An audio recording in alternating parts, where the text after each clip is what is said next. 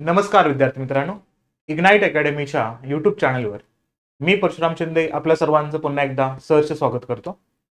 जगामध्ये बऱ्याच वेळा विचारांच्या असणाऱ्या भूमिकेतून स्वतःची असणारी भूमिका प्रत्येक देश जगामध्ये निर्माण करण्याचा प्रयत्न करतो आणि स्वतःला जास्तीत जास्त असणाऱ्या लोकांपर्यंत, जास्तीत जास्त देशांपर्यंत पोहोचवण्यासाठी वेगवेगळ्या युक्त्या, वेगवेगळ्या क्लुप्त्या चालवत असतो. त्यातलीच एक क्लुप्ती आता सध्या जगामध्ये चायनाच्या माध्यमातून स्प्रेड होत आहे असा एक संदर्भ घेतला जातोय आणि त्या संदर्भामध्ये वापरण्यात येत आहे ते म्हणजे एक टॉय, ते म्हणजे एक बाहुली, ते म्हणजे एक डॉल.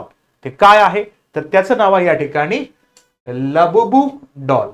मग जर तुम्ही या असणाऱ्या डॉलकडे पाहिलात तर तुम्हाला दिसेल हा असणारा डॉल प्रत्येक असणाऱ्या व्यक्तीच्या भूमिकेतून जेव्हा तुम्ही बघाल, प्रत्येक व्यक्ती स्वतः असणाऱ्या आपल्या विचारातून या असणाऱ्या डॉलकडे बघत असताना त्यांना प्रत्येकांना या असणाऱ्या डॉलमध्ये वेगळंपण दिसेल. म्हणजे काय, काहींना हा डॉल खूप क्यूट दिसेल, काहींना या डॉलमध्ये थोडासा संदिग्धता येईल, काहींना हा डॉल खूप विचित्र दिसेल, काहींना डॉल हा भीती दाखवण्यासारखा असेल. ज्या पद्धतीनं अमेरिका अंतर्गत अॅनाबेलाच्या रेफरन्सच्या अनुषंगाने डॉल पाहिला होता, जो तिथं हॉरर मूवीच्या अनुषंगाने वापरला गेला होता, तसा काहींना हा डॉल मराठी अंतर्गत तात्या विंचू सारखा या ठिकाणी आपल्याला इथं एक प्रकारे दिसू शकतो.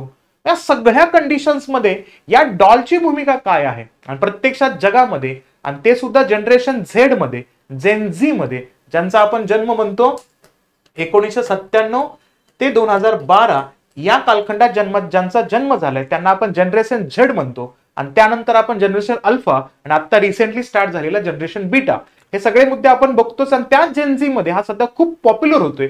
आणि हाईट म्हणजे काय तर या असणाऱ्या डॉलची किंमत, जी बोली लावण्यात आली का, ती बोली जवळपास $10 लाख सुद्धा क्रॉस करते लिमिटेड एडिशनच्या असणाऱ्या फॉर्मॅटमध्ये. आणि याचे सिंगल पीस असणारे जे डॉल आहेत का, ते सिंगल पीस डॉल सुद्धा $1.5 लाख मध्ये आता विकले जात आहेत. आणि विकले जात आहेत त्यानंतर या डॉलला जाळण्याचेही प्रकार या ठिकाणी घडत आहेत. काय आहे एक्झॅक्टली ही पूर्ण स्टोरी, ते आपण या असणाऱ्या सेशनच्या माध्यमातून जाणून घेऊया. सगळ्यात पहिल्यांदा हे डॉल क्रिएट करण्याच्या बाबतीमधला थोडासा इतिहास जाणून घेऊ. 2014 एक क्रिएटर, तो कुठला तर ते आहेत हाँगकाँगचे. हाँगकाँगचे क्रिएटर म्हणजे आर्टिस्ट कोण या ठिकाणी तर कासिंग लंग. हे काय करतात, ते एक त्यांच्या असणाऱ्या एका असं म्हणूया आपण त्यांच्या असणाऱ्या एका बुकच्या रेफरन्सच्या अनुषंगाने एक कॅरेक्टर तयार करतात आणि त्या कॅरेक्टरच्या माध्यमातून एक डॉल तयार करतात. आणि ते डॉल ते प्रत्येक असणाऱ्या टॉय कंपनीज मध्ये, प्रत्येक असणाऱ्या इंडस्ट्रीमध्ये त्या असणाऱ्या डॉलला घेऊन तिथं स्वतःचं असणारं मार्केटिंग करण्यासाठी जातात. म्हणजे तो डॉल क्रिएट व्हावा. आणि ते म्हणतात की हे जेव्हा बुक पब्लिश होईल तेव्हा या असणाऱ्या डॉलचं परचेसिंग खूप मोठ्या प्रमाणात वाढेल, त्यामुळे या असणाऱ्या डॉलचे सेल सुद्धा खूप मोठे वाढतील आणि त्यासाठी हे डॉल क्रिएट करा असा एक त्यांचा संकेत तिथं मांडला जात होता. परंतु कोणत्याच असणाऱ्या टॉय कंपनीनं तो मुद्दा त्यांच्याकडनं ऍक्सेप्ट केला नव्हता.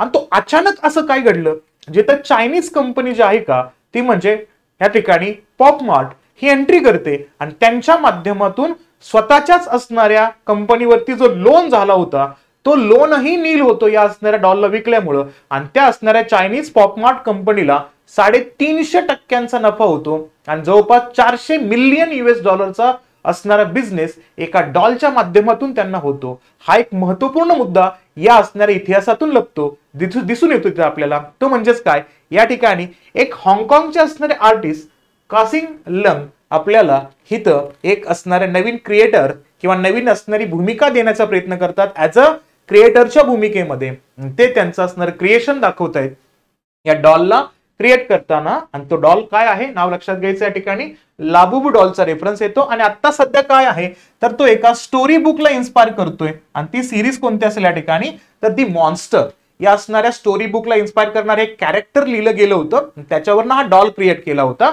आणि याचा उल्लेख केला तर हा काय या ठिकाणी तर हा आहे आता सध्याला इथं क्विर्की कलेक्शन्स आहे. आणि तो आहे कुठला तर हा आहे विनेल फिगर आहे. म्हणजेच काय, विनेल फिगर म्हणजेच काय ठिकाणी विनेल फिगरचा हा आहे एक त्या ठिकाणी कलेक्टिबल फिगरिन्स आहेत जे एक ड्युरेबल फ्लेक्झिबल प्लास्टिकच्या माध्यमातून तयार केले जातात. त्याला म्हणतो आपण पीव्हीसी.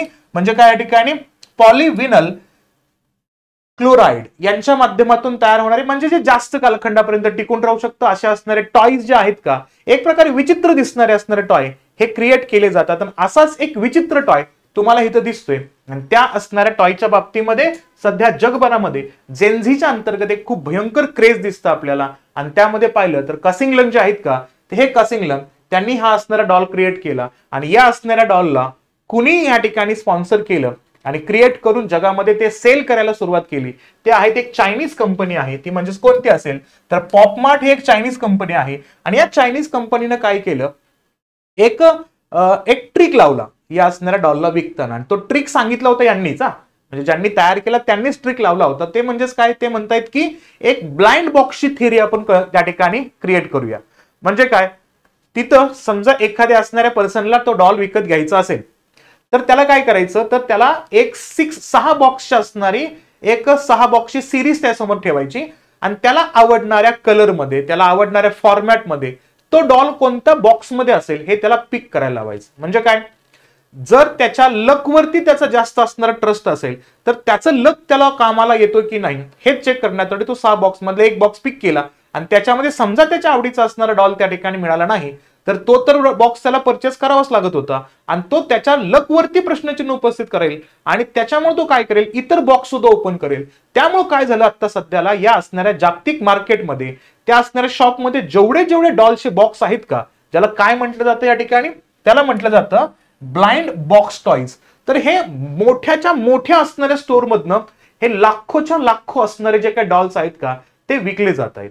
आणि महत्वपूर्ण मुद्दा म्हणजेच काय, हे फक्त ओरिजिनल डॉल नाहीये तर त्याचे डुप्लिकेट डॉल सुद्धा करून त्या ठिकाणी मोठ्या प्रमाणात विकले जात आहेत. आणि त्यांची मागणी सुद्धा खूप मोठ्या प्रमाणात आपल्याला वाढताना दिसते. आणि हा रेफरन्स पाहिला तर आपण लक्षात ठेवायचं की हे स्पेशली एक ग्लोबल सेन्सेशन झालेलं आहे. कोणामध्ये, जनरेशन झेड मध्ये, जेनझी मध्ये आपल्याला हे एक महत्वपूर्ण असणारं सेन्सेशन होताना दिसतं. आता जेव्हा तुम्ही या डॉलकडे पाहता तेव्हा तुम्हाला या डॉलच्या अंतर्गत क्रिएशनच्या बाबतीमध्ये पाहिलं तर युजली तुम्हाला जे डॉल तयार होताना दिसतात, जसं अमेरिकेनं एक बार्बी डॉल तयार केला होता. ज्या असणाऱ्या बार्बी डॉलच्या माध्यमातून अमेरिका स्वतःचे एक कल्चर जगामध्ये आणण्याचा प्रयत्न करत होता. मग त्यांचं असणारं जे काही कल्चर आहे, त्यांची संस्कृती आहे ती वस्तूंच्या माध्यमातून, टॉयजच्या माध्यमातून, अण्णांच्या माध्यमातून किंवा त्यांच्या असणाऱ्या कपड्यांच्या माध्यमातून हे जगभरामध्ये पसरवण्याचा प्रयत्न केला जातो. मग बऱ्याच वेळा काय होतं की त्या असणाऱ्या एखाद्या वस्तूला, कपड्यांना प्रभावित होऊन त्या देशामध्ये तो असणारा कपड्याचा ट्रेंड किंवा बाहुल्यांचा ट्रेंड किंवा खाण्याचा ट्रेंड ऍक्सेप्ट केला जातो. आणि त्याच्यामुळे काय होतं की त्या देशाची संस्कृती एखाद्या दुसऱ्या देशामध्ये ऍक्सेप्ट केली जाते. जसं आता आपण काय म्हणतो, आपल्या भारतामध्ये जेव्हा कपडे परिधान केले जातात, कपडे घेतले जातात, तेव्हा आपण कंपॅरिझन लगेच करतो ना की वेस्टर्नचे असणारे जे काही क्लॉथ्स असतील आणि ट्रॅडिशनल क्लॉथ्स असतील हे आपण लगेच काय करतो, या ठिकाणी जज करायला जातो. मग आपण जे पाश्चिमात्य कपड्यांचा असणारा ट्रेंड आपल्या भारतामध्ये ऍक्सेप्ट केला, याचा अर्थ काय, आपण पाश्चिमात्य संस्कृती आपण ऍक्सेप्ट केली ना. मग बऱ्याच वेळा काय होतं की जगातले असणारे वेगवेगळे देश स्वतःची संस्कृती मोठमोठ्या प्रमाणामध्ये स्प्रेड करण्याचा प्रयत्न त्या ठिकाणी करतात. म्हणून काय करतात, बरेच देश स्वतःची भाषा वेगवेगळ्या देशामध्ये स्प्रेड व्हावी म्हणून त्या भाषेचा प्रचार प्रसार होण्यासाठी फंडिंग देताना दिसतात. तसंच काय करतात, तर त्यांचं असणारं अन्नधान्य किंवा अन्नाचा टाईप वेगवेगळ्या देशांमध्ये जाऊन फेमस व्हावे त्यासाठी तो कल्चरल अस्पेक्ट इथं स्प्रेड करण्याचा प्रयत्न करतात. तसंच बघितलं त्या ठिकाणी तर तुम्ही बघितलं असेल की जापनीज असणारे जे टॉयज आहेत का, आपण बऱ्याच असणाऱ्या त्यांच्या जे आपण असं म्हणूया या ठिकाणी की जे एक ट्रॅडिशनल मॅनर मध्ये त्यांच्या असणारे क्रिएशनच्या माध्यमातून ते असणारे टॉयजचे सिरीज असतील ते आपल्याला व्हिडिओच्या माध्यमातून, मूवीच्या माध्यमातून आपल्याला हायलाइट होताना दिसतात. मग ते जापनीज असणाऱ्या स्टोरीज असतील, त्या स्टोरी टेलिंगच्या माध्यमातून ते जगभरामध्ये प्रत्येक देशानं ऍक्सेप्ट केले असेही संदर्भ त्या ठिकाणी बघायला मिळतात. जसं की अमेरिकेने काय केलं होतं, आत्ताच आपण एक रेफरन्स दिलं होतं, तो म्हणजेच काय बार्बी डॉल.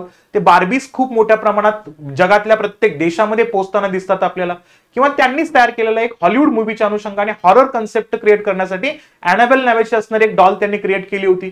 असे सगळे मुद्दे आपलं कल्चर जगामध्ये पसरवण्याचा प्रयत्न करत असतात. आणि त्याच कल्चरमध्ये एक नवीन कल्चर चायना क्रिएट करतोय असं जगामध्ये समज येतोय. तो म्हणजे काय, एक सेन्सेशन तयार करून सगळ्यात जास्त लोकांचं असणारं अट्रॅक्शन त्यांच्याकडे यावं त्यासाठी त्यांनी या असणाऱ्या कासिंगलंगच्या असणाऱ्या क्रिएटिव्हिटीला त्यांनी प्राधान्य दिलं आणि या असणाऱ्या डॉलला क्रिएट करण्याचा प्रयत्न चायना करतोय. जेणेकरून चायना काय करेल, तर चायना जगभरामध्ये त्यांची असणारी संस्कृती तिथं पसरवेल असा संदर्भ इथं जगामध्ये जाणवायला लागला आणि त्यातल्या त्यात वेस्टर्न देशांनी हा मुद्दा त्या ठिकाणी उचलला, जिथं एका साईडला जनरेशन झी एवढ्या लाखो डॉलरला खर्च करून अशा असणारे डॉल परचेस करत होते, त्याच असणाऱ्या भूमिकेतून एक नवीन संदर्भ मांडला जातोय, तो म्हणजेच काय, हिथं कल्चरल रिव्हॉल्युशन चायना क्रिएट करतोय आणि त्यांची संस्कृती वेगवेगळ्या असणाऱ्या देशांमध्ये लादण्याचा प्रयत्न करतो या डॉलच्या माध्यमातून. म्हणून या डॉलला जेव्हा तुम्ही बघता तेव्हा आपले प्रत्येकाचे विचार या डॉलकडे बघण्याचा वेगवेगळा असू शकतो. तर या असणाऱ्या डॉलचे डोळे मोठे आहेत, डोळे मोठे असून ते डोळे थोडेसे आपल्याला गालापर्यंत येताना दिसतात. त्यानंतर त्याची जी स्माइल आहे का, ती स्माइल इव्हिल स्माइल दिसते तुम्हाला, म्हणजे दात बाहेर आलेले दिसतात. आणि दात बाहेर आलेत म्हणजेच काय, याचा अर्थ या ठिकाणी होतो की इथं प्रत्यक्षात हे जे दात बाहेर आलेले तुम्हाला दिसतात का, याचा अर्थ काय या ठिकाणी, की हा इव्हिल टाईपचा असणारा मुद्दा याच्यामध्ये येतो. कारण का बघितलं तर या असणाऱ्या मुद्द्यांना त्यांनी काय केलं, त्यांनी त्यांच्या चायनामधल्याच असणाऱ्या एका कन्सेप्ट सोबत वेस्टर्न कंट्रीजनी या असणाऱ्या बाहुलीला जोडून टाकलं. आणि तो म्हणजेच काय असेल या ठिकाणी, तर हिथं प्रत्यक्षात ज्या असणाऱ्या इव्हिल आकृतीला जगामध्ये एक खूप मोठ्या प्रमाणामध्ये तो मांडला जात होता, चायनामध्ये आहे, तो म्हणजेच कुठला असेल या ठिकाणी, पुझुझू. तर त्या असणाऱ्या आकृतीला त्यांनी काय केलं, ऍज अ इव्हिल कन्सेप्ट म्हणून त्यांनी जगामध्ये स्प्रेड करायला दाखल केलं. कारण का, ते म्हणतात की ही असणारी जी डॉल आहे का, ती चायनीज असणाऱ्या एका एव्हिल आकृतीच्या किंवा एव्हिल असणाऱ्या एका कॅरेक्टर सारखाच आहे आणि तो जगामध्ये भीतीचं वातावरण दाखवण्यासाठी किंवा भीतीचं वातावरण तयार करण्यासाठी वापरला जातोय, असा असणारा न्यूज कुणी पसरवायला सुरुवात केली, तर ती वेस्टर्न मीडियानं आणि सोबतच अमेरिका सारख्या असणाऱ्या देशांना हा मुद्दा पसरवायला सुरुवात केली. त्यामुळे लोकांनी काय केलं, या असणाऱ्या डॉलला जाळण्याचे सुद्धा प्रयत्न केले. म्हणजे एका साईडला डॉल एक वेगळी भूमिका आणून जनरेशन झेड मध्ये सेन्सेशन क्रिएट करतो आणि ते खूप मोठ्या प्रमाणात ते सेल केले जातात, परचेस केले जातात. आणि त्याला थोडासा विरोध करण्यासाठी अमेरिकेमधल्या असणाऱ्या किंवा वेस्टर्न कंट्रीज मधल्या लोकांनी त्याला एक ऑपोजिट अँगल देऊन तिथं काय केलं, एक चायनीज एव्हिलचे असणारे डायग्राम क्रिएट करून तो असणारा विचार संपवण्याचा प्रयत्न केला. आणि त्या भूमिकेतून आपल्याला दिसतं की इथं आपल्याला हे डॉल यांनी या ठिकाणी वेगवेगळ्या कंडिशन्स मध्ये संपवण्याचा प्रयत्न पण केला. पण जेव्हा हे डॉल स्टार्ट केले होते विकायला, तेव्हा वेगवेगळ्या सेलिब्रिटीजनी काय केलं होतं, यासाठी एंडोर्समेंट केले होते, त्यासाठी त्यांनी प्रोग्राम केले होते. त्यांनी काय केलं होतं, या असणाऱ्या डॉलला स्वतःसोबत घेऊन फोटो पिक केले होते, व्हिडिओज पिक केले होते. त्याच्यामुळे काय झालं होतं की हा डॉल खूप मोठ्या प्रमाणात स्प्रेड झाला. पण त्यामध्ये आपण महत्वपूर्ण असणारे सेलिब्रिटीची नावं पण बघतो. या ठिकाणी कोण असेल, इथं रिहाना असतील किंवा काय बघतो आपण या ठिकाणी ब्लॅक फिन्स असणाऱ्या लिसा असतील, सोबतच कोण असेल इथं किम खरदासिन असतील. यांनी काय केलं या ठिकाणी, तर यांनी या असणाऱ्या डॉलला खूप प्रमोट केलं. आणि या डॉलला प्रमोट करत असताना सोशल मीडिया बज खूप मोठ्या प्रमाणात झाला आणि हे व्हायरल झालं. त्यामुळे हा डॉल खूप मोठ्या प्रमाणामध्ये स्प्रेड होताना दिसला. एवढंच नाही तर या असणाऱ्या डॉलच्या परचेसवरनं, या डॉलच्या असणाऱ्या रकमेवरनं, म्हणजे पॉपची असणारी जी काही कंपनी आहे, या असणाऱ्या पॉप मार्टची चायनाची, त्यांनी स्वतःचा लोन पण त्या ठिकाणी नील केला आणि कंपनी प्रॉफिटमध्ये गेली 350% आणि एका डॉलरनंच त्यांना $400 मिलियन कमवून दिले. त्या असणाऱ्या माध्यमातून जगात कॅपिटलिझम किती स्ट्रॉंग आहे, म्हणजे भांडवलशाही वाढतच चाललेली आहे, श्रीमंत श्रीमंतच होत चाललेला आहे, गरीब गरीबच होत जाणार आहे, हा विचार मांडणारे जे कार्ल मार्क्स आहेत का, दुर्दैव एवढं की कार्ल मार्क्सच्या असणाऱ्या ग्रेवयार्ड्स मध्ये, म्हणजे त्यांच्या असणाऱ्या समाधी स्थळावरती सुद्धा काहींनी काय केलं, हा असणारा डॉल तिथं ठेवलाय. म्हणजे याच्यातून जगामध्ये एक नवीन वाद सुरू झालाय. तो म्हणजेच काय, की मार्क्सवादी विचारधारा आणि या ठिकाणी कॅपिटलिझम यांच्यामध्ये आता परत एकदा जगामध्ये एक समान वातावरण तयार होतोय का, भांडवलशाही ही साम्यवादाला मारते का, भांडवलशाहीनं साम्यवादाला संपवलंय का, कम्युनिझम एंड झालाय का, हे याच्यातून डिस्कशन मध्ये येते. म्हणजे कार्ल मार्क्सच्या जर या असणाऱ्या समाधी स्थळावरती जर अशा पद्धतीचं भांडवलशाहीचं प्रतीक असणारं ही बाहुली या ठिकाणी ठेवली जाते, याचा अर्थच काय, साम्यवाद संपला गेलाय का, हा एक मुद्दा विचारांती या ठिकाणी चर्चेमध्ये येताना दिसतोय. त्यामुळे तोही पाठ इथं लक्षात ठेवणं अपेक्षित असणार आहे. याच्यावरून आता सध्या आपल्या PSIच्या ऑप्शनल मध्ये 2 मुद्दे हायलाइट होतात. एक तर म्हणजेच काय ठिकाणी मल्टी कल्चरलिझमचा रेफरन्स याच्यामध्ये येतो, आणि दुसरा मुद्दा येतो या ठिकाणी तो म्हणजे conflict in between the capitalism and the communism. हा एक दोन मुद्दे या ठिकाणी आपल्याला हायलाइट करणं अपेक्षित असणार आहे. आपल्या याच युट्यूब चॅनलवरती आपण काय करतोय, एनसीईआरटीची सिरीज घेऊन येत आहोत.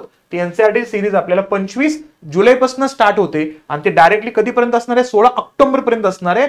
आणि प्रत्येक असणाऱ्या सोशल सायन्सच्या सब्जेक्टला 15-15 दिवस देतोय आपण, आणि त्याच्या माध्यमातून एनसीईआरटीची असणारी सिरीज पूर्णतः मोफत तुम्हाला मिळणार आहे. आणि ती असणारी सिरीज तुम्हाला मिळणार आहे आपल्या युट्यूब चॅनलवरती रोज रात्री 9 वाजता. हा रेफरन्स या ठिकाणी तुम्हाला मोफत मिळेल. आणि सोबतच आपण जे विद्यार्थी राज्यसेवेची तयारी करतायत आत्ता, म्हणजे कधीचा रेफरन्स येतोय हा, ज्यांना 28 सप्टेंबरची एक्झाम द्यायचे त्यांच्यासाठी एक आपण व्हॅल्यू ॲडिशन सिरीज घेऊन येतोय. 28 जुलैपासून डेली संध्याकाळी 6 वाजता तुम्हाला एक्स्ट्रा पॉइंट्स जे तुमच्या एक्झामच्या तयारीसाठी करायचे आहेत ते तुम्हाला या अंतर्गत मिळून जाणार आहेत. हा मुद्दा तुम्ही आपल्या असणाऱ्या चॅनलच्या माध्यमातून घेऊ शकता. ठीक आहे. मग हा असणारा लाबुबू डॉलचा असणारा जो काही कन्सेप्ट आहे तो सध्या जगामध्ये काय जे एक सेन्सेशन तयार करतोय त्याचे असणारे न्यूज तुम्हाला समजले असेल तर सेशनला लाईक करा, जास्तीत जास्त विद्यार्थ्यांपर्यंत शेअर करा, आणि चॅनलवरती नवीन असाल तर सबस्क्राईब करायला विसरू नका. ठीक आहे, चालेल. थांबूया इथं, आपण भेटूया नेक्स्ट सेशनला अशाच एका. तोपर्यंत काळजी घ्या आणि अभ्यास करत राहा. थँक्यू.